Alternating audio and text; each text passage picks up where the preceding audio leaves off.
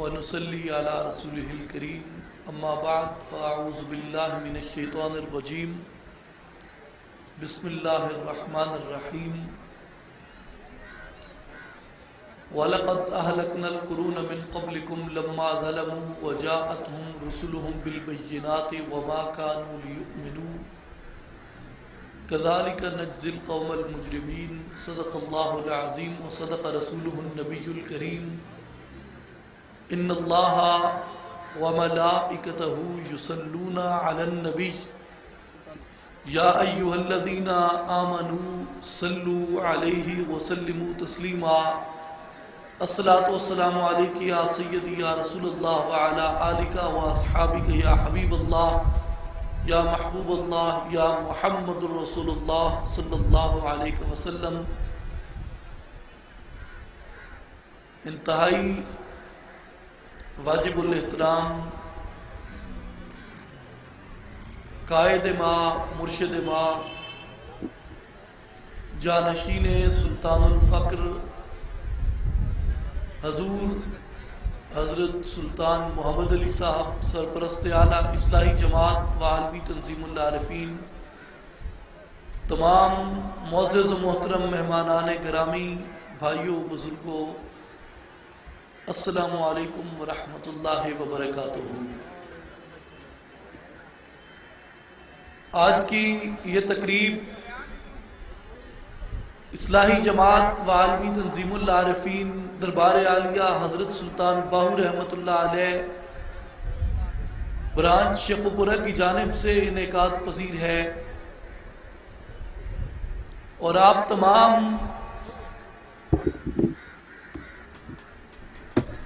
بھائی اور بزرگ اس بات سے آگاہ ہیں کہ سلطان العارفین حضرت سلطان باہو رحمۃ اللہ علیہ کے آستانہ عالیہ سے یہ جماعت، یہ تحریک اور یہ تنظیم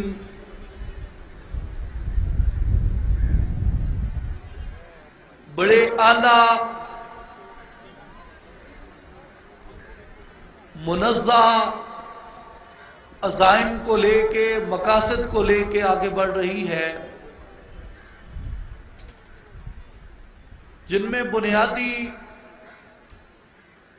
اولیاء کاملین کی تعلیمات کو قرآن مجید اور احادیث مبارکہ کی روشنی میں عوام الناس تک پہنچانا،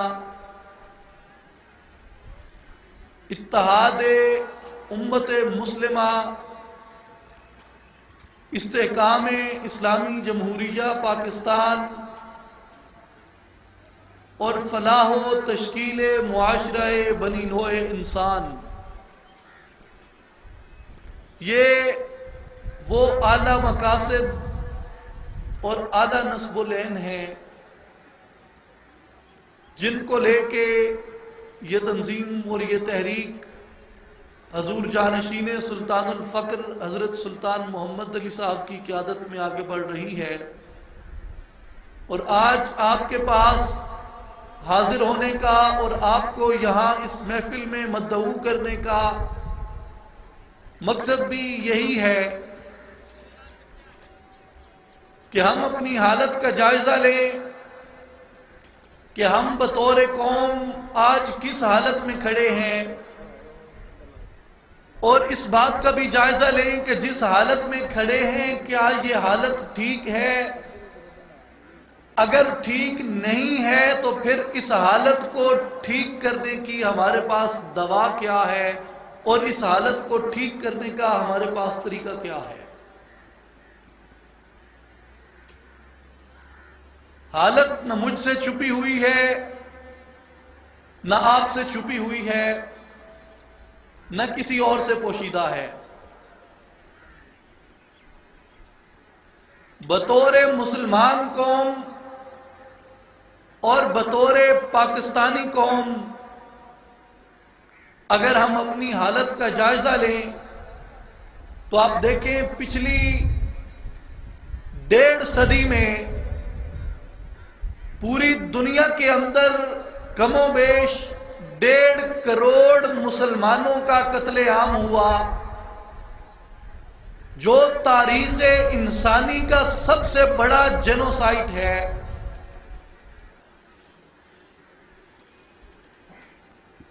کوئی ہمارا ایسا خطہ نہیں مکہ مکرمہ اور مدینہ طیبہ کے علاوہ جس خطے میں مسلمان رہ رہے ہوں اور وہاں پہ مسلمان کے خون کا بازار گرم نہ ہوا ہو۔ کوئی جائے پناہ دنیا میں، کوئی جائے امن دنیا میں مسلمانوں کے لیے نہیں بچی،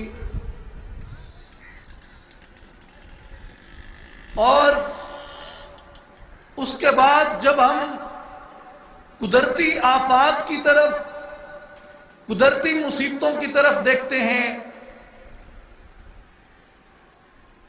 تو کبھی ہمارے اوپر زلزلے طاری کر دیے جاتے ہیں جو ہماری بستیوں کے، ہمارے قصبوں کے، ہمارے شہروں کے نشانات اور آثار مٹا دیتے ہیں، اور کبھی ہم پہ خون کا جھکڑ چلا دیا جاتا ہے جن میں کبھی ہمارے اندر سے جیکٹیں پھٹتی ہیں، کبھی اغیار کے طیارے بم گراتے ہیں ہمارے اوپر، اور کبھی ہم نسلی تضاد کے اوپر، کبھی فرقہ وارانہ فساد کے اوپر، اور کبھی صوبائی اور کبھی علاقائی اور کبھی خاندانی تضادات کے اوپر ہم اپنا خون کرتے ہیں، اور اس قدر خون بہتا ہے، اس قدر خون بہتا ہے، اس قدر خون بہتا ہے کہ ہماری زمین کا چپا چپا وہ خون سے لبریز ہو جاتا ہے، وہ خون سے بھر جاتا ہے، اس پہ خون کے بدنما داغ اور دھبے لگ جاتے ہیں، اور جب خون کی سرخی اتنی پھیل جاتی ہے ہماری زمین کے اوپر، اللہ تبارک و تعالی ہمارے خون کے ان دھبوں کو مٹانے کے لیے، خون کے ان بدنما داغوں کو مٹانے کے لیے ہمارے اوپر سیلاب کی آفت نازل کرتا ہے، اور وہ سیلاب ان خون کے دھبوں کو بھی دھوتا ہے اور ہمارا بھی سب کچھ بہا کے لے جاتا ہے۔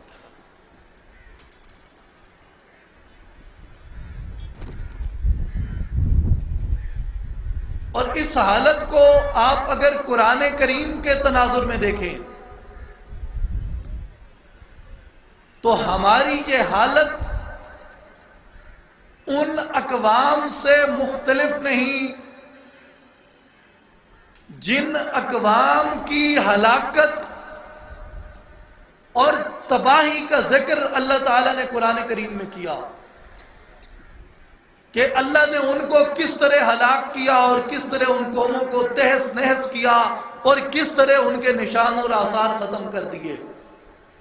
اور آج ہماری حالت قرآن کریم کے تناظر میں اگر دیکھیں تو قوم نوح سے مختلف نہیں، قوم عاد سے مختلف نہیں، قوم سمود سے مختلف نہیں، قوم لوط سے مختلف نہیں، اور قوم شعیب سے مختلف نہیں۔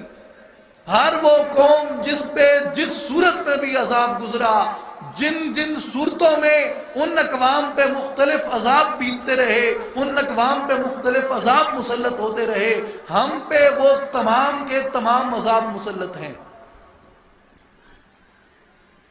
ان اقوام میں زلزلے آئے، ان کی بستیوں کو الٹ دیا گیا، ہمارے اوپر بھی زلزلے آئے اور ہماری بستیوں کو الٹ دیا گیا۔ ان پہ اللہ نے طوفان اور پانی مسلط کیا، ہم پہ بھی طوفان اور پانی مسلط ہوا۔ ان کو اللہ تعالیٰ نے جھکڑ چلا کے کھجوروں کے کھوکھلے تنے بنا دیے، اور ہمارے اندر بھی خون کا وہ جھکڑ چلا کہ ہمارے وجود، ہمارے لاشیں وہ زمین کے اوپر بکھرے پڑے ہیں، اور زمین کا چپا چپا ہمارے خون سے لبریز ہے۔ اب سوال یہاں پہ یہ پیدا ہوتا ہے کہ اللہ تعالیٰ نے ہمیں یہ سزا اور ہمیں یہ عذاب کیوں دیا؟ ہمیں اس ذلت سے دوچار کیوں ہونا پڑا؟ اور اس سوال کا کھوج لگاتے ہوئے میرے بھائیوں اور بزرگوں، جب ہم سابقہ اقوام کی تاریخ کا مطالعہ کرتے ہیں قرآن کریم میں سے، تو ہمیں یہ اندازہ ہوتا ہے کہ ان قوموں نے جو غلطیاں کی ان غلطیوں کے اوپر اللہ تعالیٰ نے گرفت کی اور ان غلطیوں کی سزا ان قوموں کو ملی. اور ان اقوام نے کیا غلطیاں کی، کس چیز کے اوپر ان کو سزا ملی. اللہ تعالیٰ قرآن کریم میں فرماتے ہیں وَلَقَدْ أَهْلَكْنَا الْقُرُونَ مِنْ قَبْلِكُمْ، میں نے تم سے پہلے بہت سی بستیوں کو ہلاک کر دیا. الہ العالمین، ان کی ہلاکت کی وجہ کیا ہے، ان کو تو نے کیوں ہلاک کیا؟ اللہ تعالیٰ نے اس کے 2 اسباب بیان کیے کہ اس کی 2 وجوہات ہیں. 2 باتوں کے اوپر ان بستیوں کو ہلاک کیا، 2 باتوں کے اوپر ان قوموں کو برباد کیا. کون کون سی 2 باتیں؟ پہلی بات فرمایا لما ظلموا، وہ ظالم ہو گئے تھے اس لیے میں نے ان کو ہلاک کر دیا. دوسری بات وَجَاءَتْهُمْ رُسُلُهُمْ بِالْبَيِّنَاتِ وَمَا كَانُوا لِيُؤْمِنُوا،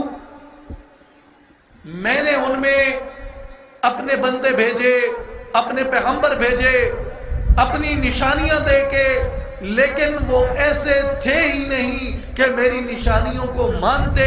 جب انہوں نے میری نشانیوں کو ماننے سے انکار کیا، جب انہوں نے میری نشانیوں کو جھٹلایا، فرمایا كَذَلِكَ نَجْزِي الْقَوْمَ الْمُجْرِمِينَ، اللہ تعالیٰ مجرم قوموں کو اسی طرح سزا دیتا ہے.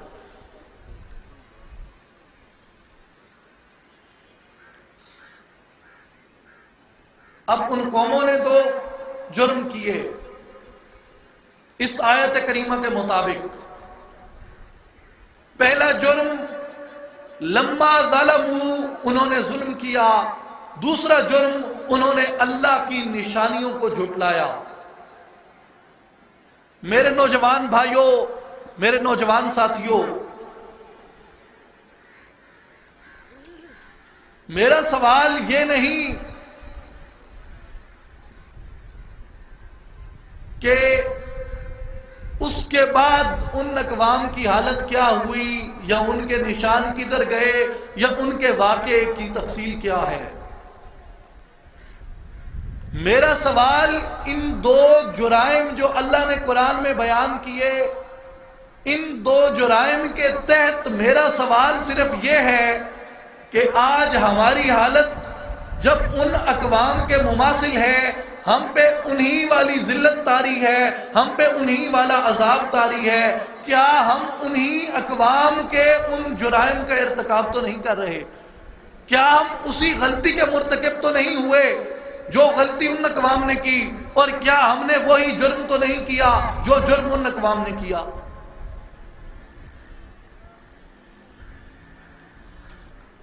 اس کو بتدریج دیکھ لیں. پہلی بات دیکھ لیں لما ظلموا، کیا ہم ظالم تو نہیں ہو گئے کہ اللہ تعالیٰ نے ہمارے اوپر یہ ہلاکت طاری کر دی اور اللہ تعالیٰ نے ہمارے اوپر یہ عذاب طاری کر دیا؟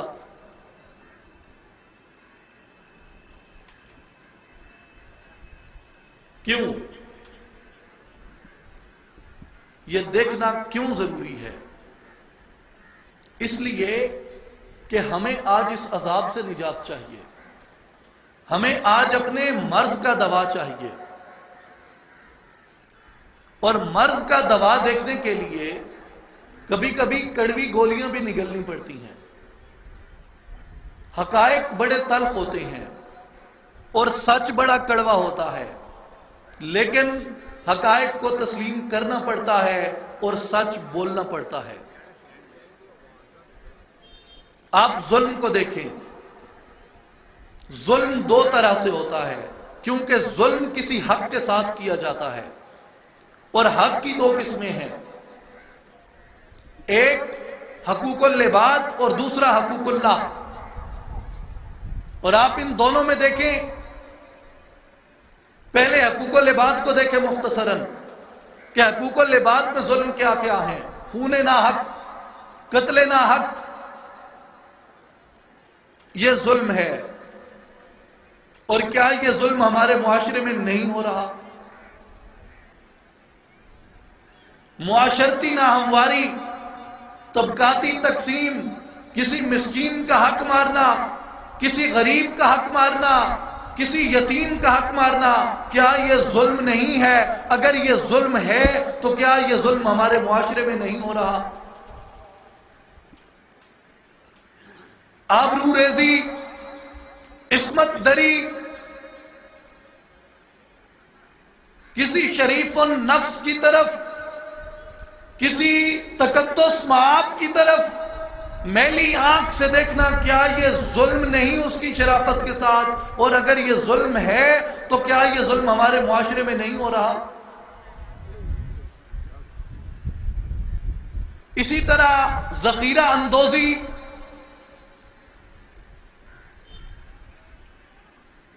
کیا یہ ظلم نہیں ہے معاشرے کے ساتھ؟ اگر یہ ظلم ہے تو کیا یہ ظلم ہمارے معاشرے میں نہیں ہو رہا؟ اللہ کے نام کو بیچ کے اپنا پیٹ پالنا، قرآن کو بیچنا، مسجد کو بیچنا، ذریعہ معاش کی خاطر، کیا یہ ظلم نہیں؟ اور اگر یہ ظلم ہے تو کیا یہ ظلم ہمارے معاشرے میں نہیں ہو رہا؟ کلمے کے نام پہ، دین کے نام پہ اپنی دکانداری چمکانا، اپنی سیاست چمکانا، کیا یہ ظلم نہیں؟ اور اگر یہ ظلم ہے تو کیا یہ ظلم ہمارے معاشرے میں نہیں ہو رہا؟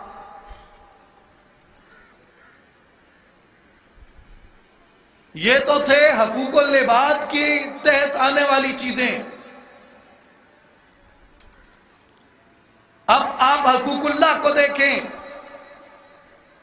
حقوق اللہ میں بڑی لمبی اس کی تفصیل ہے، مگر آج ایک چیز کی بات کرتے ہیں، ہمارا بنیادی حق، اللہ کا بنیادی حق جو ہمارے اوپر ہے، ہماری اساس، ہماری بنیاد، جس پہ ہماری اٹھان ہے، وہ ہماری اٹھان، وہ ہماری بنیاد، وہ ہماری اساس، وہ امانت، اللہ نے جس کا ہمیں امین بنایا، وہ خزانہ، اللہ نے ہمیں جس کا محافظ بنایا، جس کا نگہبان بنایا، جس کا پاسدار بنایا، وہ سب سے پہلا حق اور وہ سب سے پہلی چیز وہ کلمہ طیبہ لا الہ الا اللہ محمد رسول اللہ ہے۔ اور لا الہ الا اللہ محمد رسول اللہ کے ساتھ ہم نے ظلم یہ کیا کہ ہم نے لا الہ الا اللہ محمد رسول اللہ کو، جس کی ہم نے امانت داری کرنی تھی، جس کی ہم نے حفاظت کرنی تھی، جس کی ہم نے پاسبانی کرنی تھی، جس کی ہم نے پاسداری کرنی تھی، ہم نے ظلم یہ کیا کہ ہم نے اسی کلمے کو کئی حصوں میں اور کئی ٹکڑوں میں تقسیم کر دیا۔ اور کلمے کو تقسیم کرنا، بنیاد کو تقسیم کرنا، اس نگہبانی میں بدعہدی کرنا، اللہ کی اس امانت میں خیانت کرنا، اس خزانے کی حفاظت میں کوتاہی برتنا، لا الہ الا اللہ محمد رسول اللہ کے تحت ایک دوسرے کے ساتھ تفریق کرتے ہوئے جھگڑا کرنا، لڑ مرنا، ایک دوسرے کو کافر اور مشرک کہنا، ایک دوسرے کو واجب القتل کہنا، کیا یہ ظلم نہیں ہے؟ اگر یہ ظلم ہے تو کیا یہ ظلم ہمارے معاشرے میں نہیں ہو رہا؟ ہماری اساس، ہماری بنیاد وہ لا الہ الا اللہ محمد رسول اللہ ہے، اور جب ہم اپنی اس اساس کو خدا کی حکم روی کرتے ہوئے، رسول اللہ کی نافرمانی کرتے ہوئے جب ہم اس کو تقسیم کر دیتے ہیں تو ہم یہ ظلم کرتے ہیں، اور اللہ کا یہ حکم ہے فَكَأَيٍّ مِّن قَرْيَةٍ أَهْلَكْنَاهَا فَهِيَ ظَالِمَةٌ، جو قومیں ظالم ہو جائیں اللہ ان قوموں کو برباد کر دیتا ہے اور ہلاک کر دیتا ہے۔ اور آج ہم نے اسی عمل کو جب اپنا شیوا بنا لیا تو آپ دیکھیں کہ پوری دنیا کے اندر ہمیں ذلت کا، رسوائی کا، عبرت کا نشان بنا دیا گیا۔ کیوں؟ کہ رسول کریم صلی اللہ علیہ وسلم نے بھی اور رب ذوالجلال خلاق کائنات نے بھی مسلمانوں کو اس جرم سے سختی سے منع کیا ہے. اور اللہ تبارک و تعالی نے قرآن میں یہ واضح حکم دیا وَاعْتَصِمُوا بِحَبْلِ اللَّهِ جَمِيعًا وَلَا تَفَرَّقُوا. اللہ کی رسی کو مضبوطی سے پکڑ لو اور تفرقے میں مت پڑو. یہ اللہ کا حکم ہے قرآن میں. اللہ کی رسی کو مضبوطی سے پکڑ لو اور تفرقے میں مت پڑو. اور رسول کریم صلی اللہ علیہ وسلم آپ کیا فرماتے ہیں؟ جب آپ خطبہ حجت الوداع ارشاد فرماتے ہیں، خطبہ حجت الوداع وہ فضیلت ہے، وہ عالمگیر منشور ہے انسانیت کا کہ جب رسول اللہ خطبہ حجت الوداع ارشاد فرماتے ہیں، ارشاد فرما کے نیچے اترتے ہیں، جبریل امین وہی لے کے آتے ہیں اور رسول اللہ کو مبارک دیتے ہیں، نوید دیتے ہیں، خوشخبری دیتے ہیں کہ یا رسول اللہ، اللہ فرما رہا ہے الیوم اکملت لکم دینکم. آپ کے اس خطبے پہ اللہ کہہ رہا ہے کہ آج ہم نے دین کو مکمل کر دیا. وہ خطبہ جس پہ اللہ نے دین کو مکمل کیا، جس پہ اللہ نے دین کو مکمل ہونے کی مبارک دی، اس خطبے میں رسول اللہ کیا فرماتے ہیں؟ حضور رسالت مآب اپنی اونٹنی کسوہ پہ سوار ہیں اور اس جم غفیر کو، ان جانثاران توحید کو حضور مخاطب فرماتے ہیں، اور حضور رسالت مآب انہیں فرماتے ہیں میرے نوجوان بھائیوں، حضور رسالت مآب صلی اللہ علیہ وسلم کے ان الفاظ کو غور سے دیکھیے، غور سے سنیے اور پھر دیکھیے کہ کیا واقعی ہم ظلم کے مرتکب ہو رہے ہیں یا نہیں ہو رہے. حضور اس جم غفیر کو، اس مجمع عام کو، اپنے ان نشاق کی اس محفل کو مخاطب کر کے حضور فرماتے ہیں اے لوگو میرے بعد گمراہ نہ ہو جانا کہ کہیں پھر تم آپس میں لڑنے نہ لگ جاؤ. میرے بعد گمراہ نہ ہو جانا کہ کہیں تم پھر آپس میں لڑنے نہ لگ جاؤ. اب خطبہ حجت الوداع کے مطابق، اس دستور کے مطابق جس دستور سے دین مکمل ہوا، اس دستور کے مطابق مسلمانوں کا آپس میں جھگڑا کرنا، مسلمانوں کا آپس میں لڑنا، یہ ہدایت ہے یا گمراہی ہے؟ اے لوگو گمراہ نہ ہو جانا کہ کہیں تم پھر میرے بعد آپس میں لڑنے نہ لگ جاؤ. حضور رسول اللہ صلی اللہ علیہ وسلم نے ہمیں اسی کلمے کے تحت، لا الہ الا اللہ محمد رسول اللہ کے تحت، ہمیں حضور نے چھوٹے چھوٹے قبائل سے نکالا، ہمیں چھوٹے چھوٹے گروہوں سے نکالا، ہمیں چھوٹے چھوٹے فرقوں اور چھوٹی چھوٹی فرقیوں سے نکالا، ہمیں جعلی، عارضی اور مصنوعی شناختوں سے نکال کے حضور رسالت مآب صلی اللہ علیہ وسلم نے پوری انسانیت کو یہ پیغام دیا کہ اب تم کسی گروہ میں تقسیم ہو کے نہیں رہو گے، اب تم کسی طبقے میں تقسیم ہو کے نہیں رہو گے، بلکہ اب تمہاری شناخت، بلکہ اب تمہاری لبادہ، بلکہ اب تمہارا اوڑھنا بچھونا وہ کلمہ طیبہ ہے، اور تم تمام کے تمام ایک ہی ملت ہو. لیکن ہم نے تاریخ کے پہیے کو الٹا یوں چلایا کہ حضور نے ہمیں ان قبائلی شناختوں سے نجات دلائی، ان گروہی شناختوں سے نجات دلائی، ان تمام فروعی، عارضی، جعلی شناختوں سے ہمیں نجات دلا کے ایک ہی شناخت میں ضم کر دیا، لا الہ الا اللہ محمد رسول اللہ کی شناخت کے اندر. اور ہم نے پہیہ الٹا اس طرح چلایا کہ رسول نے جو عمل کیا تھا ہم اس کے الٹ اٹھ کھڑے ہوئے، اور پھر ہم نے یہ کیا کہ ہمیں رسول جس چیز میں ضم کر گئے تھے ہم ادھر سے نکلے، اور پھر ہم نے قبائل کے لبادے اوڑھ لیے، ہم نے ذات پات کے لبادے اوڑھ لیے، ہم نے فرقوں کے لبادے اوڑھ لیے، ہم نے مختلف تفریقوں کی اور تقسیموں کی چادروں کو اپنے اوپر لے لیا اور ہم نے مختلف چھوٹی چھوٹی مسلکی اور گروہی شناختوں کو اپنا لیا۔ جب ہم نے یہ شناختوں کو اپنا لیا تو پھر آپ دیکھیں پوری دنیا کے اندر ہمارا جتنا بھی زوال آیا، ہمارا جتنا بھی نقصان ہوا، میرے مسلمان ساتھیوں، میرے مسلمان نوجوان ساتھیوں، وہ تمام کا تمام نقصان، وہ تمام کا تمام خسارہ وہ ہم نے اسی فرقہ واریت کی بنیاد پہ اٹھایا۔ آپ خلافت راشدہ کی طرف دیکھیں، خلافت راشدہ کیوں ٹوٹتی ہے؟ اسی فرقہ واریت کی وجہ سے۔ خلافت عباسیہ کیوں ٹوٹتی ہے؟ اسی فرقہ واریت کی وجہ سے۔ خلافت ہسپانیہ، اسپین میں مسلمانوں کا نام و نشان مٹا دیا جاتا ہے، ان کی نسلیں مٹا دی جاتی ہیں، ان کے آثار ختم کر دیے جاتے ہیں۔ کس بنیاد کے اوپر؟ اسی فرقہ واریت کی وجہ سے۔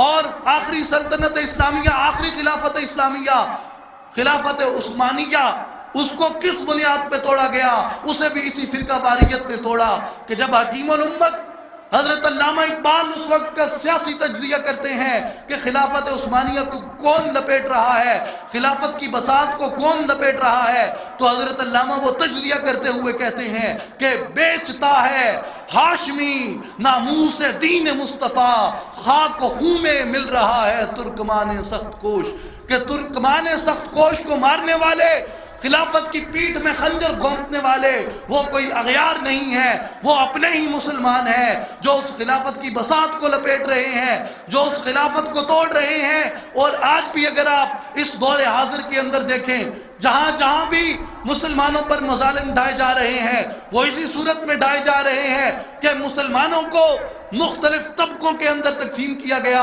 مسلمانوں کو مختلف مسالک کے اندر تقسیم کیا گیا، مسلمانوں کو مختلف فرقوں میں تقسیم کیا گیا۔ آپ عراق کی صورتحال کا جائزہ لیں، عراق کے اندر مسلمانوں کو 3 حصوں میں تقسیم کیا، ایک طرف شیعہ عراق، ایک طرف سنی عراق، ایک طرف کرد عراق، اور یہ 3 حصوں میں تقسیم کر کے وہاں پہ سامراجیوں کی یہ جرت ہوئی کہ وہ 9 سال تک اپنے قدم وہاں جاڑ کے کھلے ہیں۔ اور یہی بات ہے افغانستان کے اندر، آپ دیکھیں وہاں پہ مسلمانوں کو اسی طرح تقسیم کیا گیا، ایک طرف طالبان، ایک طرف پشتون طاقت، ایک طرف پرشین طاقت، ایک طرف شیعہ طاقت، ایک طرف شمالی طاقت، اور یہ 3-4 گروہوں میں ان کو تقسیم کر کے وہاں پہ مسلمانوں کا قتل عام کیا جا رہا ہے۔ اور پھر آپ دیکھیں فلسطین کے مسئلے کو، کیا فلسطین کے اندر جو قتل و غارت ہو رہی ہے اس میں ہمارے کچھ عرب ممالک کی شہ اسرائیل کے ساتھ شامل نہیں؟ کشمیر کے اندر آپ دیکھیں، کیا کشمیر میں ہونے والے اس قتل عام کے اوپر ہمارے وہ مسلمان برادر اسلامی ممالک جن کے مظالم کا رونا ہم یہاں بیٹھ کے روتے ہیں، وہ کشمیر کے مسلمانوں کے خون کی بات نہیں کرتے؟ کیوں کہ کہتے ہیں انڈیا کے ساتھ ہمارے تجارتی تعلقات خراب ہوں گے۔ آپ افغانستان میں دیکھیں، افغانستان میں جب جارحیت ہوتی ہے تو کیا اس جارحیت کو مسلمان ممالک نے سپورٹ نہیں کیا تھا؟ عراق میں جب مسلمانوں کا قتل عام ہوتا ہے تو کیا عراق کے مسلمانوں کے اس قتل عام میں مسلمان ممالک کی سپورٹ ان صہیونی، ان زائنسٹ، ان جابر اور استبدادی طاقتوں کے ساتھ کیا مسلمانوں کی سپورٹ نہیں تھی؟ یہ تمام کا تمام مسلمانوں کو صرف تقسیم کر کے ان کو مختلف فرقوں میں بانٹ کے یہ کیا جا رہا ہے۔ اور پھر آپ دیکھیں جسے رسول اللہ جرم کہتے ہیں، جسے خدا کا قرآن جرم کہتا ہے، ہم کون ہوتے ہیں کہ ہم اس کے اوپر ڈٹھائی کے ساتھ کھڑے رہیں کہ نہیں جی نہیں، ہم اس فرقے کے بغیر نہیں رہ سکتے، یہ فرقہ سچا ہے اور وہ فرقہ جھوٹا ہے۔ یاد رکھیں جب خدا کا یہ فرمان نازل ہوتا ہے الیوم اکملت لکم دینکم، کہ آج اللہ نے دین کو مکمل کر دیا ہے، کیا جس دن دین مکمل ہوا، میرے نوجوان ساتھیوں اس سوال کو اپنے پلے سے باندھ دو، اس بات کو اپنے پلے سے باندھ دو، اور یہی ہمارا رخت سفر ہے، یہی ہمارے مستقبل کی عکاسی ہے، یہی بات ہمارے مستقبل کی ترجمانی کرے گی۔ اگر ہم نے اس بات کی پاسداری کی ہمارا مستقبل روشن ہوگا، اگر ہم نے اس بات کی پاسداری نہ کی ہمارا مستقبل خطرے میں ہے، ہمارا مستقبل مشکوک ہوگا کہ جس دن اللہ نے یہ کہا کہ آج میں نے دین کو مکمل کر دیا ہے، سوال یہ ہے کہ جس دن دین مکمل ہوتا ہے کیا اس دن شیعہ تھے، کیا اس دن سنی تھے؟ کیا اس دن وہابی تھے؟ اگر اس دن یہ تھے تو آج بھی تم ان کا جواز لا سکتے ہو. اگر دین کے مکمل ہونے کے دن یہ موجود نہیں تھے تو آج ان فرقوں کا جواز آپ کہاں سے لے کے آئیں گے؟ ایک بات دیکھیے کہ جرم کو جرم ماننا چاہیے، ظلم کو ظلم ماننا چاہیے. کیوں کہ آپ ظلم کو ظلم نہیں مانیں گے، آپ توبہ نہیں کریں گے، آپ توبہ نہیں کریں گے، اللہ آپ کو معاف نہیں کرے گا. حضور غوث اعظم سیدنا شیخ عبد القادر جیلانی اپنی تصنیف سر الاسرار میں فرماتے ہیں کہ ابلیس نے بھی خطا کی، آدم نے بھی خطا کی، ابلیس مردود ہو گیا، آدم فلاح پا گئے. فرق کیا ہے؟ خطا ابلیس نے بھی کی، حکم دولی کی. خطا آدم سے بھی ہوئی، اللہ نے کہا لا تقربا هذه الشجر، مگر وہ درخت کے قریب چلے گئے، اللہ کا حکم نہ مانا. دونوں نے خطا کی. فرق کیا ہے کہ آدم فلاح کیوں پا جاتے ہیں، ابلیس برباد کیوں ہو جاتا ہے؟ آپ فرماتے ہیں ابلیس اس لیے برباد ہو گیا کہ اس نے اپنے جرم کو ماننے سے انکار کیا اور اس نے اللہ کو کہا یا اللہ تو چاہتا تو یہ کیسے ممکن تھا میں آدم کو سجدہ نہ کرتا. تو چاہتا، تیری رضا ہوتی، تیری منشا ہوتی تو یہ کیسے ممکن تھا میں آدم کو سجدہ نہ کرتا. جب اس نے اپنی خطا کو، جب اس نے اپنے جرم کو، جب اس نے اپنے ظلم کو ماننے سے انکار کر دیا، اللہ نے اس کے گلے میں لعنت کا توق ڈال دیا. اور حضرت آدم جب ان سے خطا سرزد ہوتی ہے وہ یہ نہیں کہتے کہ الہ العالمین یہ تیری منشا تھی یا نہیں تھی، وہ یہ نہیں کہتے کہ الہ العالمین یہ تیری رضا تھی، بلکہ حضرت آدم کہتے ہیں ربنا ظلمنا انفسنا، الہ العالمین میں نے اپنی جان پہ ظلم کیا ہے. اپنی خطا کو خطا مانتے ہیں، اللہ تعالیٰ بخش دیتا ہے. آج ہماری ڈٹھائی کا یہ عالم ہے کہ ہم جرم بھی کیے جا رہے ہیں اور اس پہ ڈیٹ بھی ہوئے جا رہے ہیں. ہم ظلم بھی کرتے ہیں پھر اس ظلم کا جواز بھی لے کے آتے ہیں. یاد رکھیں ظلم کا کوئی جواز نہیں ہوتا، جرم کا کوئی جواز نہیں ہوتا. جرم جرم ہوتا ہے، وہ بلا جواز جرم ہوتا ہے. ظلم ظلم ہوتا ہے، وہ بلا جواز ظلم ہوتا ہے. خطا خطا ہوتی ہے، وہ بلا جواز خطا ہوتی ہے. اور فرقہ واریت ظلم ہے، فرقہ واریت جرم ہے، فرقہ واریت خطا ہے. یہ بلا جواز خطا ہے، یہ بلا جواز جرم ہے، یہ بلا جواز ظلم ہے. اور جب تک یہ ظلم ہم خدا کے کلمے سے کرتے رہیں گے، اپنی بنیاد، اپنی اساس لا الہ الا اللہ محمد رسول اللہ سے کرتے رہیں گے، اللہ کا یہ فرمان ہمارے اوپر لاگو رہے گا. فَكَأَيٍّ مِّن قَرْيَةٍ أَهْلَكْنَاهَا فَهِيَ ظَالِمَةٌ، جو بستیاں ظالم ہو جائیں اللہ ان کو ہلاک کر دیتا ہے.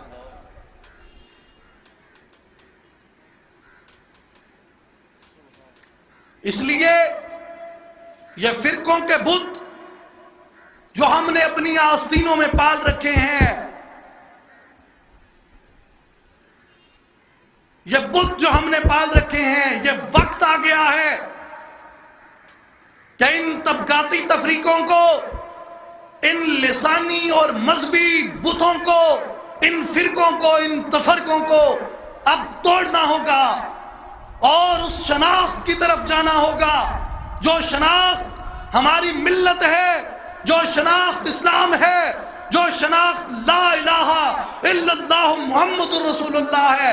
اور اسی لیے حکیم الامت علامہ اقبال رحمۃ اللہ علیہ فرماتے ہیں کہ یہ چھوٹے چھوٹے بت، ان سے نجات لے، ان سے خلاصی پا، اور کیا کر بتان رنگ و خون کو توڑ کر ملت میں گم ہو جا.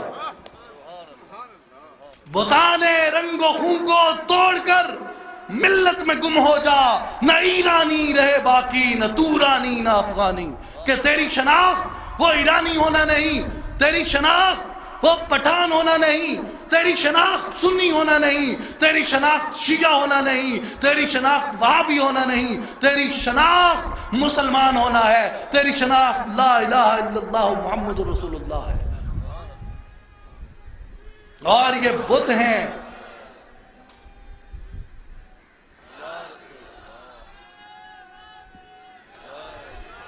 اور یہ بت جب تک نہیں ٹوٹتے، یہ بت جب تک نہیں ٹوٹتے، یہاں پہ کسی بہتری کے امکانات روشن نہیں ہو سکتے۔ یہ کشمکش، یہ تقسیم، یہ فتنے، یہ فساد جاری رہیں، آپ کس خیر کی توقع رکھیں گے اس معاشرے سے؟ یہ دور اپنے براہیم کی تلاش میں ہے، صنم کدا ہے جہاں لا الہ الا اللہ، اگرچہ بت ہیں جماعت کی آستینوں میں، مجھے ہے حکم اذان لا الہ الا اللہ۔ یہ نغمہ فصل گل و لالا کا نہیں پابند، یہ فصل گل و لالا، یہ تفرقے، یہ شیعیت، یہ سنیت، یہ وہابیت، یہ نغمہ فصل گل و لالا کا نہیں پابند، بہار ہو کے خزاں لا الہ الا اللہ۔ یہ وہ ظلم ہے، یہ وہ جرم ہے جس کی یہ سزا ہم بھگت رہے ہیں، اور جب تک ہم اس ظلم سے خلاصی نہیں لیتے، جب تک ہم ان تمام لبادوں کو، ان تمام شناختوں کو اتار نہیں پھینکتے اور ایک چھتری لا الہ الا اللہ محمد رسول اللہ کے نیچے جمع نہیں ہو جاتے، مسلمانوں ہماری تقدیر تبدیل نہیں ہو سکتی۔ اور میرے نوجوان ساتھیوں، بالخصوص میرے وہ بھائی جو سکولز میں، کالجز میں، یونیورسٹیز میں پڑھ رہے ہیں، میں آپ کو مخاطب کر کے اصلاحی جماعت اور عالمی تنظیم العارفین کو یہ پیغام دینا چاہتا ہوں کہ قرون وسطیٰ کی روایات کو چھوڑ دو۔ قرون وسطیٰ کے تقاضے نہیں چلیں گے، قرون وسطیٰ کے مباحث نہیں چلیں گے، قرون وسطیٰ کے مناظرے نہیں چلیں گے، قرون وسطیٰ کی یہ لسانی مذہبی تفریقیں نہیں چلیں گی۔ آپ 21ویں صدی میں زندہ ہیں، آپ قرون وسطیٰ میں زندہ نہیں۔ ہر صدی اپنا تقاضا مانگتی ہے اور ہر صدی کا الگ تقاضا ہے۔ 21ویں صدی اپنے تقاضے چاہتی ہے، 21ویں صدی کے اپنے تقاضے ہیں۔ اس صدی میں قرون وسطیٰ کے تقاضے آزماؤ گے، اس صدی میں قرون وسطیٰ کے تقاضوں پہ ڈٹے رہو گے، اس صدی میں قرون وسطیٰ کے مناظرے چھیڑے رکھو گے، اغیار تمہارے سروں پہ سوار رہیں گے، یہ جیکٹیں بھی پھٹتی رہیں گی اور ڈرون بم بھی گراتے رہیں گے۔ میرے نوجوان ساتھیوں، جب ملتیں ڈوبنے پہ آ جائیں، جب قومیں تباہی کے دہانے پہ پہنچ جائیں، اور جب قوموں کی تقدیر تبدیل ہونی ہو، اس وقت ان قوموں کا ہراول دستہ وہ نوجوان ہوتے ہیں۔ کیوں؟ کہ نظریے جب عروج پہ جائیں تو وہ جوان ہوتے ہیں، اور جوانوں کے بازو جوان ہی بنتے ہیں۔ اس لیے آپ کو اللہ نے جو یہ دھڑکنیں دیں جوان، جو عزم دیے جوان، جو سانسیں دیں جو جوان، جو ولولے دیے وہ جوان، جو جذبے دیے وہ جوان، اور آپ پہ یہ فرض ہے کہ آپ اپنے ان دھڑکنوں کو، ان جوان ولولوں کو، ان جوان سانسوں کو، ان جوان عزائم کو آپ اغیار کی تہذیب پہ صرف کرنے کی بجائے آپ انہیں اللہ کے دین کی سربلندی پہ صرف کریں۔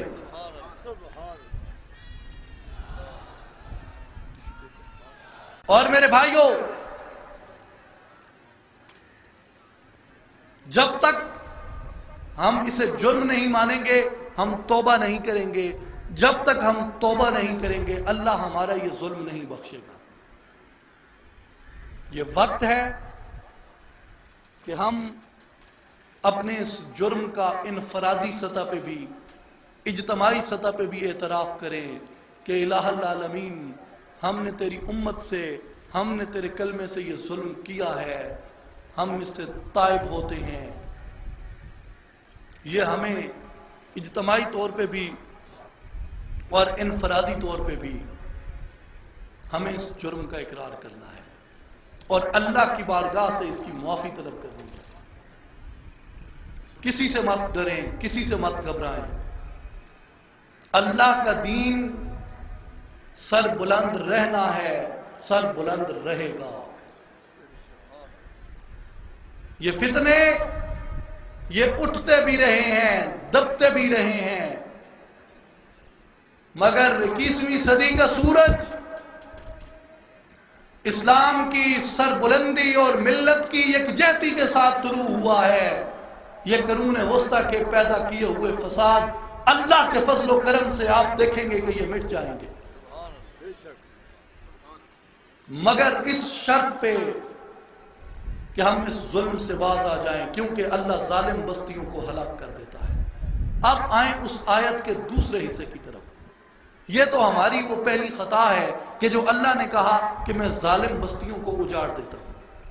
یہ ہماری وہ پہلی خطا ہے کہ ہم نے ظلم کیا.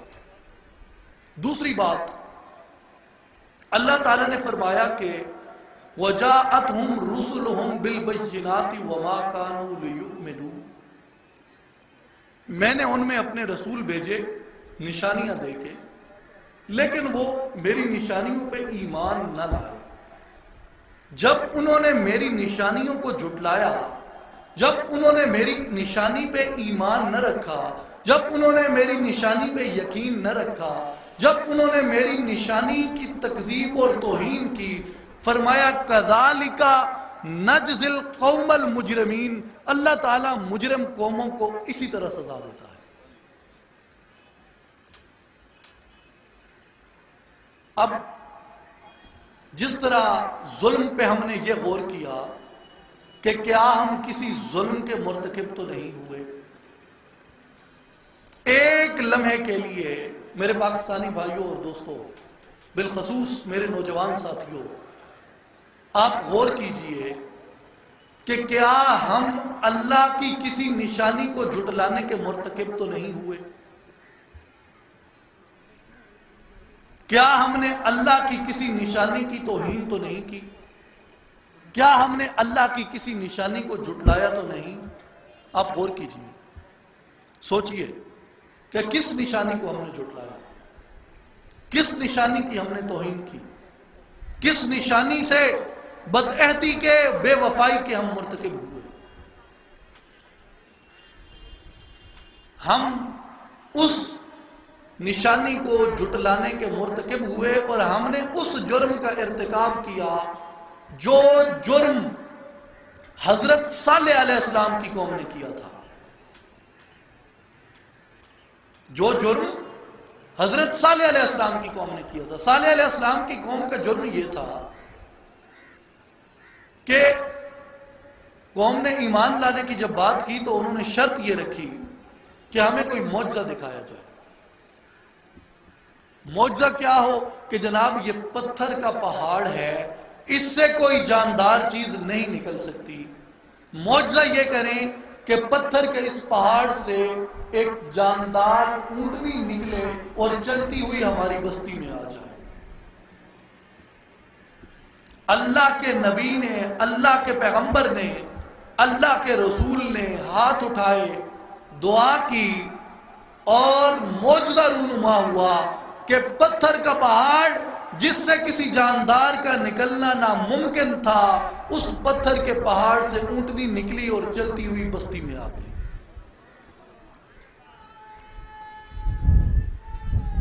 یا رسول، جب وہ اونٹنی آ گئی تو اللہ تعالیٰ نے اس پہ کچھ شرائط مقرر کر دی کہ اب اس اونٹنی کی توہین نہیں ہونی چاہیے، اس کے ادب کے تقاضے پورے رہنے چاہیے، اور پھر اس کے ساتھ ساتھ کچھ اور بھی شرائط تھیں، کچھ پانی کی، کچھ کنویں کی، وہ بھی اللہ تعالیٰ نے مقرر کی. جب اس قوم نے اپنی بد نصیبی کو آواز دی تو یوں بلایا اپنی بدقسمتی اور اپنی بد نصیبی کو اور اللہ کے عذاب کو کہ اس قوم کے کچھ افراد نے پہلے اس اونٹنی کی ٹانگ کاٹ دی، پھر اس اونٹنی کو قتل کر دیا. جب اس اونٹنی کی ٹانگ کاٹ کے اسے قتل کیا گیا، اللہ کی نشانی کو جھٹلایا گیا، اللہ کی نشانی کی توہین ہوئی، اللہ کی نشانی سے بدعہدی ہوئی، اللہ کی نشانی سے بے وفائی ہوئی، اللہ نے اس قوم پہ زلزلہ طاری کیا، اس قوم کو پلٹ کے رکھ دیا، اس قوم کو ہلاک کر دیا، اس قوم کو برباد کر دیا۔ وہ قوم مردہ حالت میں عہدے منہ وہاں اس پہ پڑی تھی، اللہ نے ان کے نشان مٹا دیے، اللہ نے ان کے آثار مٹا دیے، اللہ نے ان کی بستی کو ہلاک و برباد کر دیا۔ کیوں؟ کہ اس قوم نے حضرت صالح کی اس اونٹنی کو جھٹلایا، اللہ کی نشانی پہ ایمان نہ لایا اور اللہ کی نشانی کی تکذیب کی۔ اسی طرح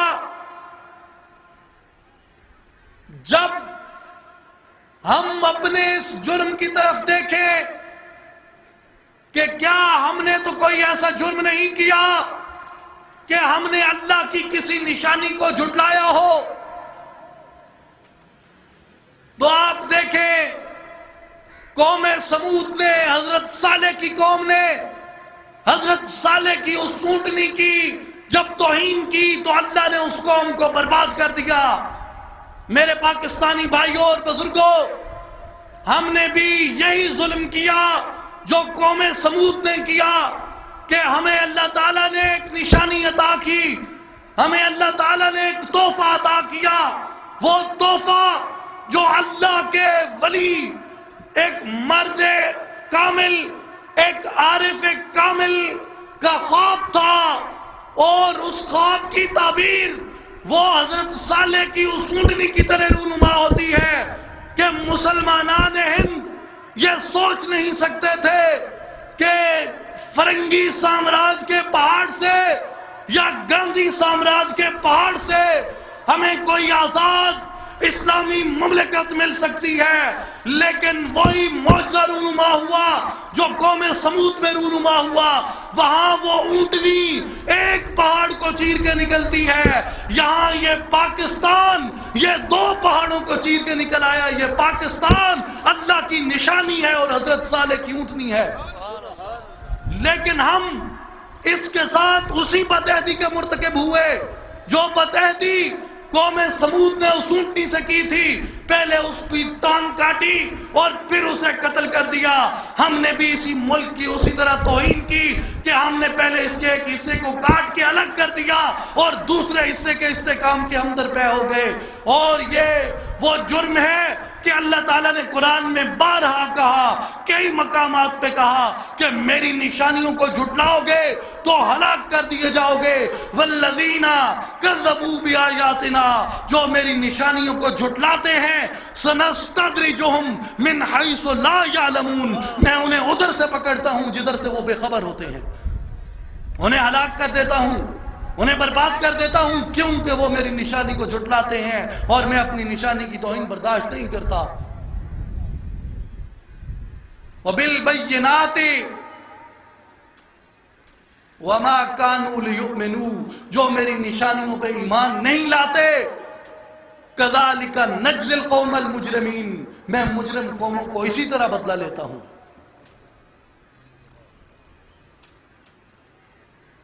ہم نے کس عہد کے اوپر یہ پاکستان حاصل کیا؟ کس عہد پہ ہم نے یہ پاکستان بنایا؟ کس عہد پہ میرے اور آپ کے بزرگ اس کی تحریک میں شامل ہوئے؟ وہ عہد علامہ کا وہ نعرہ تھا کہ جسے زبور عجم میں بیان کرتے ہیں، این نکتہ کشائندہ اسرار نہانست، ادھر آ میں تجھے ایک نکتہ بتا دوں جو ایک بہت بڑے چھپے ہوئے راز کی نشاندہی کرتا ہے۔ کیا نکتہ ہے؟ کہا ملک است تن خاکی و دین روح روان است، کہ جو سلطنت ہے، جو ملک ہے، یہ خاکی وجود کی مانند ہے، جس طرح خاکی وجود کو زندہ رہنے کے لیے، قائم رہنے کے لیے روح کی ضرورت ہے، سلطنت کو قائم رہنے کے لیے روح کی ضرورت ہے۔ اور اے علامہ، اس سلطنت کی روح کیا ہو سکتی ہے؟ کہا ملک است تن خاکی و دین روح روان است۔ اس ملک کی سلطنت کے وجود کی روح اللہ کا دین ہے۔ تن زندہ و جان زندہ زے ربط تن و جان است۔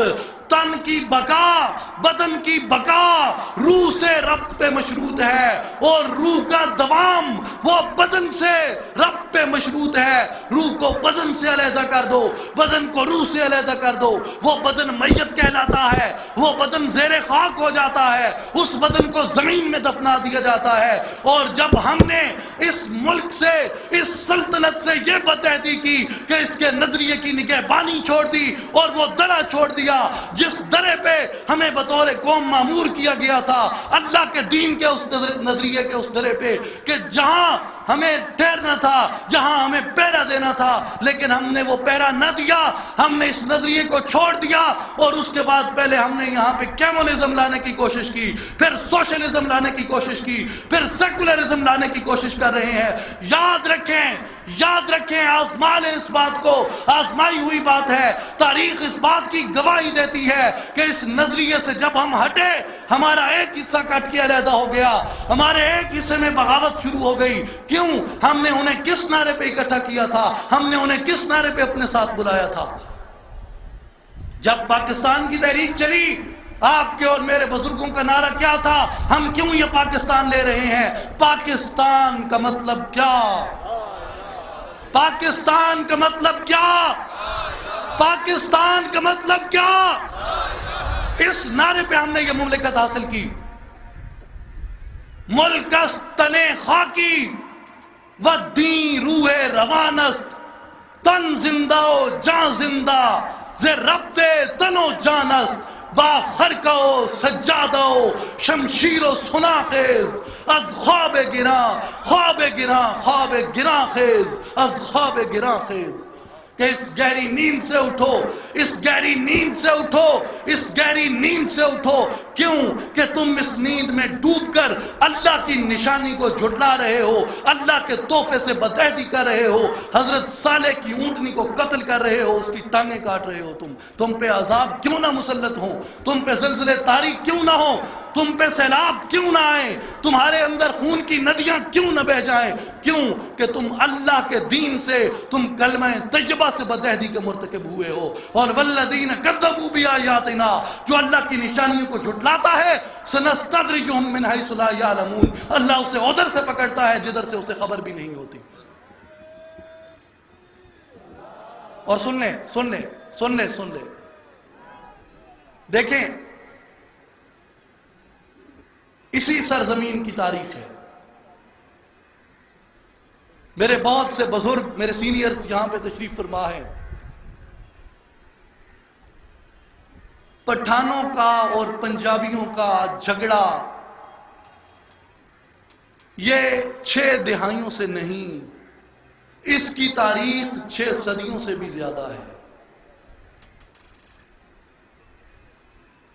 پٹھانوں کا اور بلوچوں کا جھگڑا یہ 6 دہائیوں سے نہیں، یہ صدیوں سے ہے۔ بلوچ کی اور سندھی کی جنگ وہ صدیوں سے تھی۔ سندھی اور پنجابی کا معاملہ وہ کئی صدیوں سے تھا، وہ ان 6 دہائیوں کی پیداوار نہیں۔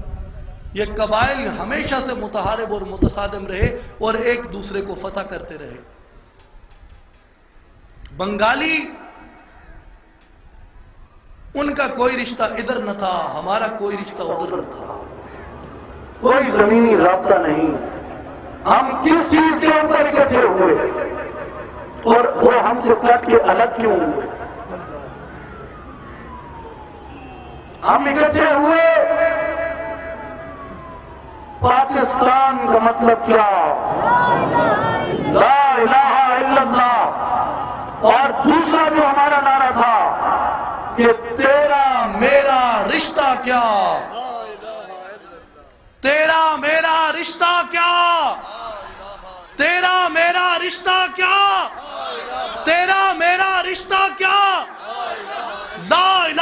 الا اللہ، اس لا الہ الا اللہ محمد الرسول اللہ پہ ہم اکٹھے ہوئے. اور ہم اکٹھے ہوئے، ہماری اولین کی عادت جب اس دنیا سے چلی جاتی ہے، اس کے بعد یہاں پہ جو لوگ آئے انہوں نے اس نظریے سے پاسداری نہ کی، اور جب انہوں نے اس نظریے سے وفاداری نہ کی، ہمارے وہی بنگالی ہم سے کٹ گئے، ہمارے وہی بلوچ بھائی انہوں نے بغاوت بپا کر دی. کیوں؟ وہ آپ کے ساتھ سیکولرزم کی بنیاد پہ اکٹھے نہیں ہوئے تھے، وہ آپ کے ساتھ سوشلزم کے نعرے پہ اکٹھے نہیں ہوئے تھے، وہ آپ کے ساتھ کلمہ طیبہ پہ اکٹھے ہوئے تھے. اور یہ بات ذہنوں میں بٹھا لیں کہ آج آپ احد کا واقعہ ریپیٹ کر رہے ہیں. ہم نے غزوہ احد کی تاریخ دوبارہ دہرا دی. کیسے؟ رسول اللہ صلی اللہ علیہ وسلم نے 50 تیر انداز مقرر کیے کہ اس درے حنین کے اوپر کھڑے ہو جاؤ، 2 آنکھوں والے درے کے اوپر یہاں کھڑے ہو جاؤ غزوہ بدر کے موقع پہ. اور یہ کہا جب تک تم یہاں ڈٹے رہو گے ہم غالب رہیں گے. جب مسلمان جنگ جیت جاتے ہیں، کفار کا لشکر پسپا ہوتا ہے، تو اس وقت وہ مسلمان جو اس درے کی حفاظت پہ کھڑے تھے وہ اس درے کو چھوڑ کے نیچے اتر آتے ہیں. اور دشمن نے دیکھا کہ یہ درہ خالی ہو گیا، دشمن نے عقب سے حملہ کیا اور اسی درے سے مسلمانوں پہ حملہ کیا اور مسلمانوں کی فتح کو شکست میں بدل دیا. ہم نے اس نظریے کے اوپر جب شاندار جد و جہد آزادی جیت لی، جب جنگ آزادی جیت لی، گاندھی سامراج، فرنگی سامراج وہ دم بخود رہ گئے کہ یہ ہو کیا گیا، یہ بن کیسے گیا، ایک دبلے پتلے آدمی کے استدلال کس طرح قائم ہو گئے.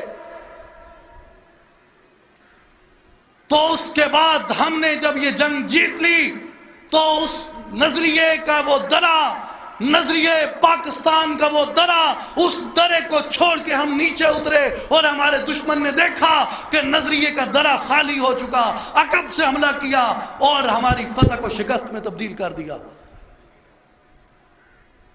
اگر استحکام چاہیے، اگر بقا چاہیے پاکستان کی، تو یاد رکھیں یہ دین کے نام پہ حاصل ہوا تھا، یہ دین کے نام پہ قائم رہے گا. اور جب اللہ نے دین مکمل کر دیا، الیوم اکملت لکم دینکم، پھر اس کی سلطنت میں کوئی اور ازم پریکٹس نہیں ہو سکتا، نہ کمیونزم آ سکتا ہے، نہ سوشلزم آ سکتا ہے، نہ سیکولرزم آ سکتا ہے. دین مکمل ہو گیا تو اس دین میں کسی ازم کی گنجائش نہیں رہی، ازموں سے پاک ہو گیا وہ دین. کوئی ازم نہیں رہا، نہ بلوچی ازم، نہ عربی ازم، نہ عجمی ازم، نہ گورا ازم، نہ کالا ازم، نہ سردار ازم، نہ غلام ازم. سب ازم ختم ہو گئے. نہ بریلوی ازم رہا، نہ دیوبندی ازم رہا، نہ شیعہ ازم رہا، نہ وہابی ازم رہا. ایک دین ہے اللہ کا، وہ ہے اسلام. ان الدین عند اللہ الاسلام، بے شک اللہ کے نزدیک دین اسلام ہے.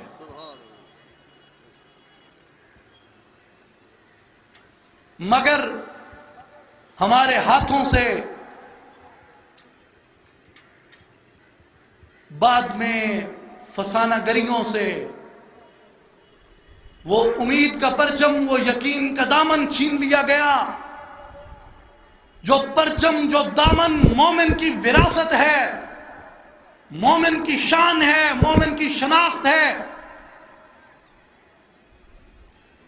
اور ہمیں ہمارے بزرگوں نے، ہمارے اسلاف نے، اللہ کے ولیوں نے یہ بشارت دی کہ یہ ملک جو تم حاصل کر رہے ہو اسے فقط ایک خطہ زمین مت سمجھنا، یہ ملک اسلام کی تجربہ گاہ ہوگا، یہ اسلام کا قلعہ ہوگا.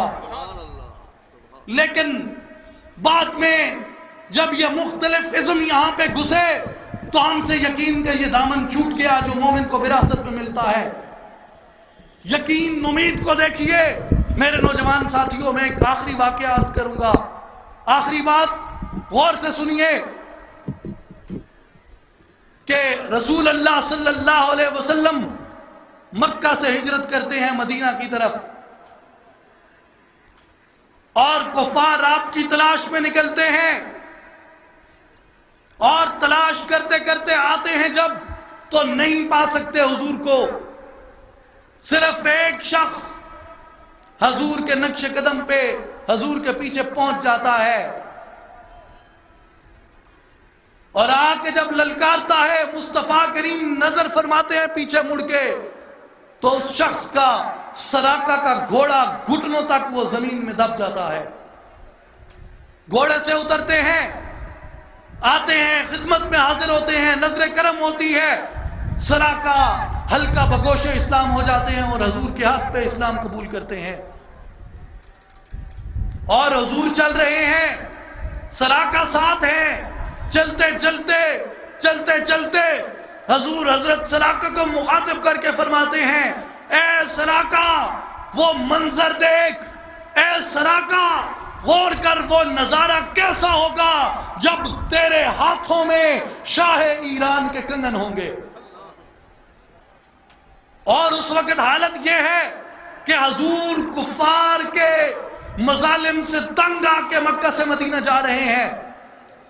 سراقہ نے یہ نہیں سوچا کہ حضور کے پاس تو لشکر نہیں، سراقہ نے نہیں سوچا کہ حضور کے پاس ہتھیار نہیں، سراقہ نے نہیں سوچا کہ حضور کے پاس فوج نہیں اور ابھی جنگ کے کوئی امکان بھی نہیں، وہ بھی ایک سپر طاقت کے ساتھ، ایران کے ساتھ، فارس کے ساتھ. لیکن حضرت سراقہ اس بات پہ ایمان لاتے ہیں، رسول کی اس بشارت کو مانتے ہیں، رسول کی اس بشارت پہ قائم ہو جاتے ہیں. اور ایک وقت آتا ہے جب حضرت سراقہ بالکل بیمار ہو جاتے ہیں، بالکل زندگی کے آخری مرحلے میں پہنچ جاتے ہیں. صحابہ کرام آتے ہیں، آ کے حضرت سراقہ کو کہتے ہیں، سراقہ آپ رخصت ہو رہے ہیں، سراقہ آپ کا انتقال ہو رہا ہے، سراقہ آپ کی وفات ہو رہی ہے. حضرت سراقہ جوش میں آتے ہیں، پورے یقین سے اور پورے جلال سے یہ فرماتے ہیں کہ ابھی موت مجھ پہ نہیں آ سکتی. وہ کہتے ہیں موت پر حق ہے، موت نبیوں پہ آئی ہے، موت لازم ہے، موت اللہ کا فیصلہ ہے، یہ آئے گی. لیکن سراقہ فرماتے ہیں میں بھی مانتا ہوں یہ آئے گی، لیکن تب آئے گی جب میرے رسول کی بشارت پوری ہو جائے گی. اور پھر وقت گزرتا ہے، حضور رسالت مآب صلی اللہ علیہ وسلم آپ اس دنیا سے انتقال فرما جاتے ہیں، آپ کی ظاہری پردہ پوشی ہو جاتی ہے، اور مسلمان پھر اس کے بعد فارس کی جانب پیش قدمی کرتے ہیں. جب فارس کی جانب پیش قدمی کرتے ہیں، اسلامی لشکر وہاں پہ جاتا ہے، اور جب فارس فتح ہوتا ہے، شاہ ایران کے محل پہ قبضہ ہوتا ہے مسلمانوں کا، وہاں سے مال غنیمت گٹھڑیوں میں ڈال کے، اونٹوں پہ لاد کے وہ امیر المومنین کی خدمت میں مدینہ طیبہ کو روانہ کیا جاتا ہے. اور جب مال غنیمت مدینہ طیبہ میں آتا ہے تو وہ گٹھڑیاں مسجد نبوی کے سین میں رکھ دی جاتی ہیں. سیدنا عمر فاروق رضی اللہ تعالیٰ عنہ آپ آتے ہیں، آپ گٹھڑی کھولتے ہیں، اوپر کی وہ بڑی بڑی گٹھڑی جب کھولتے ہیں، حضرت عمر فاروق ندا لگاتے ہیں، سراقہ کو بلاؤ. سراقہ کو بلایا گیا، سراقہ حاضر ہوئے. اے عمر کیا بات ہے؟ عمر فرماتے ہیں سراقہ اپنے ہاتھ آگے کرو، آج میرے مصطفیٰ کی بشارت پوری ہوگی. میرے مصطفیٰ نے کہا تھا تیرے ہاتھوں میں شاہ ایران کے کنگن ہوں گے، یہ لے یہ شاہ ایران کے کنگن اپنے ہاتھوں میں پہن اور میرے مصطفیٰ کی بشارت پوری ہو جائے گی.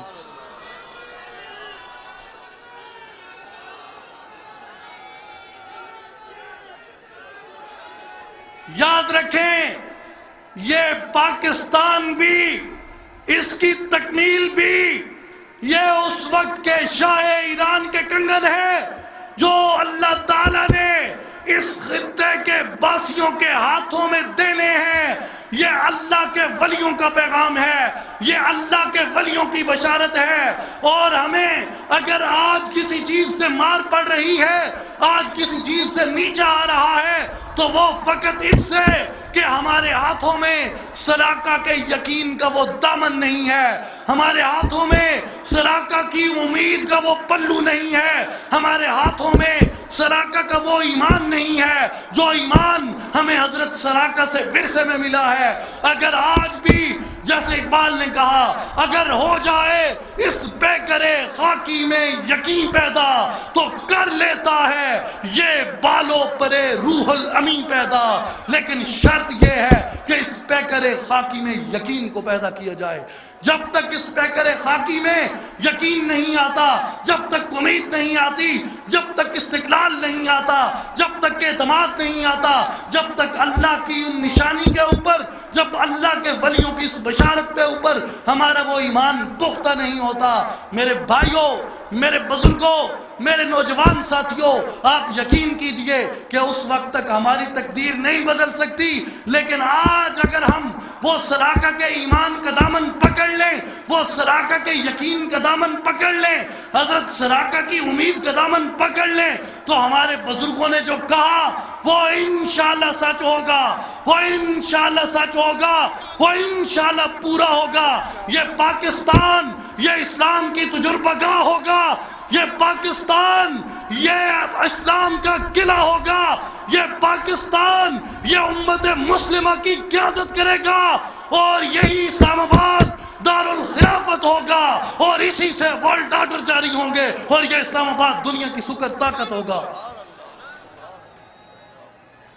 لیکن شرط یہ ہے کہ پہلے حضرت سراقہ کے اس دامن کو پکڑا جائے، اور اپنے اس نظریے جو ہماری بنیاد ہے، جو ہماری اساس ہے، جس پہ ہم نے یہ مملکت حاصل کی، اس نظریے پہ ہم واپس لوٹیں، اس نظریے کے اوپر ہماری پالیسیز بنے، اس نظریے کے اوپر ہماری دفاعی پالیسی ہو، اس نظریے کے اوپر ہماری خارجہ پالیسی ہو، اس نظریے کے اوپر ہماری اقتصادی پالیسی ہو، اس نظریے کے اوپر ہماری تمام معاشرتی، تمام سماجی پالیسیز بنائی جائیں، اور یہ سامراج کا، صہیونیوں کا، زائنسٹ کا یہ امپلیمنٹ کیا ہوا یہ طریقہ کار، یہ ان کی معاشی پالیسیاں، یہ ان کی دی ہوئی خارجہ پالیسیاں، یہ ان کی دی ہوئی دفاعی پالیسیاں، ان سے آپ پاکستان کو ترقی یافتہ نہیں بنا سکتے، ان سے آپ پاکستان کا دفاع نہیں کر سکتے، ان سے آپ پاکستان کو اس خواب کی تکمیل نہیں دے سکتے جس خواب کی تکمیل ہمارا مقصد ہے، جس خواب کی تکمیل کے لیے ہم نے یہ پاکستان بنایا تھا۔ اس کی ایک شرط ہے، ایک شرط ہے، اور صرف ایک شرط ہے، وہ شرط یہ ہے کہ اسی مقام پہ لوٹ جائیں جہاں سے ہم اس قافلے سے بھولے تھے، اور وہ مقام نظریہ لا الہ الا اللہ محمد رسول اللہ ہے۔ اور میرے نوجوان ساتھیوں، میرے نوجوان بھائیوں، تنظیم العارفین یہی پیغام لے کے آپ کے پاس آئی ہے کہ یہ تفریقیں، یہ تقسیمیں، یہ سب بت ہیں، یہ سب بت ہیں، یہ سب بت ہیں۔ اس تقسیم کو، اس تفریق کو ختم کرو۔ اور دیکھیں، یہ تحریک اور یہ پیغام آپ چاہے کسی مکتبہ فکر سے تعلق رکھتے ہیں، آپ کسی نظریے سے تعلق رکھتے ہیں، آپ کی کوئی سوچ ہو، آپ کا کوئی طبقہ زندگی ہو، یہ پیغام اللہ کا پیغام ہے، یہ پیغام قرآن کا پیغام ہے، یہ پیغام خطبہ حجت الوداع کا پیغام ہے، جسے آگے پہنچانا یہ صرف میری ذمہ داری نہیں، یہ ہم سب کی ذمہ داری ہے۔ اور اس دو سانسوں کی زندگی پہ کیا بھروسہ ہے؟ ایک سانس اوپر ہے، ایک نیچے ہے، اللہ کا حکم آیا، اوپر کا سانس اوپر رہ جائے گا، نیچے کا سانس نیچے رہ جائے گا، اور یہ عمارت دھڑام سے گر جائے گی اور اسے تہہ خاک کر دیا جائے گا۔ اور کل ہم جب رسول اللہ کی بارگاہ میں جائیں گے، حشر کے دن اللہ کی عدالت میں مقام محمود پہ حضور تشریف فرما ہوں گے، اگر ہم وہاں پہ بغیر تیاری کے جاتے ہیں، اور اگر رسول اللہ صلی اللہ علیہ وسلم ہم سے، اپنے کسی بھی امتی سے یہ پوچھ لیں کہ تجھے پتا ہے مجھے تم سے کتنا پیار ہے؟ اندازہ ہے آپ کو؟ حضور فرمائیں گے کہ میں پیدا ہوا تو مجھے پیدا ہوتے ہی میں نے تیرے ساتھ اپنے پیار کا اظہار کیا، اور میں نے پیدا ہوتے ہی اپنی امت کا غم و فکر کیا۔ میں بچپن میں تھا، مجھے تیرا غم و فکر تھا۔ میں لڑکپن میں تھا، مجھے میری امت کا غم و فکر تھا۔ میں جوانی میں آیا، مجھے میری امت کا غم و فکر تھا۔ میری بعثت ہوئی، نبوت کا اعلان ہوا، مجھے تیرا غم و فکر تھا۔ اور جب رسول فرمائیں گے کہ میں جب معراج پہ گیا، سدرۃ المنتہا سے آگے مقام کعبہ قوسین پہ اللہ کے انوار و تجلیات کو بلا حجاب سامنے دیکھ رہا ہوں، اللہ فرماتا ہے محبوب کیا چاہیے؟ مجھے تیرا غم و فکر ہے۔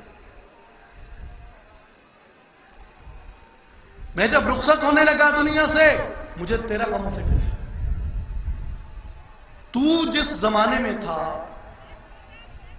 تو جس عہد میں تھا، میری امت زوال میں تھی، اور مجھے اپنی اس امت سے اتنا پیار تھا کہ میری زندگی کی کسی سانس سے بھی میں نے اس کے غم و فکر کو جدا نہیں کیا۔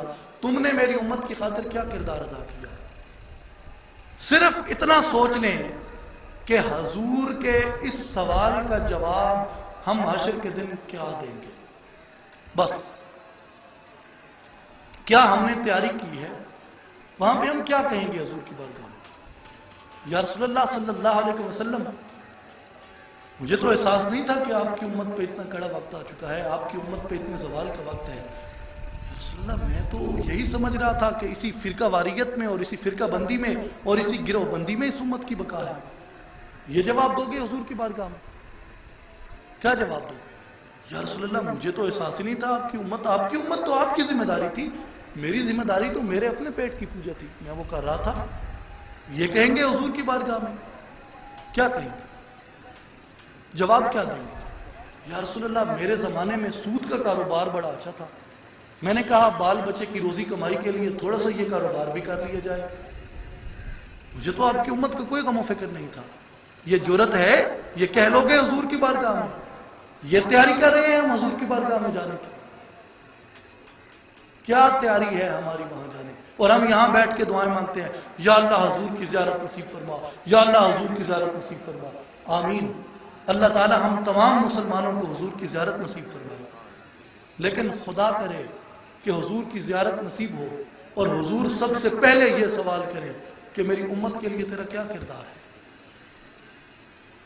ہم کیا کہیں گے؟ یا رسول اللہ، میں تو اپنی نوکری میں لگن تھا، یہ امت تو میری ذمہ داریوں میں ہی نہیں تھی، میرے ذمہ تو یہ دفتر کی فائلیں سمیٹنا، اس کو پکڑنا، اس کو ادھر کرنا، اس کو ادھر کرنا، یہ تھا۔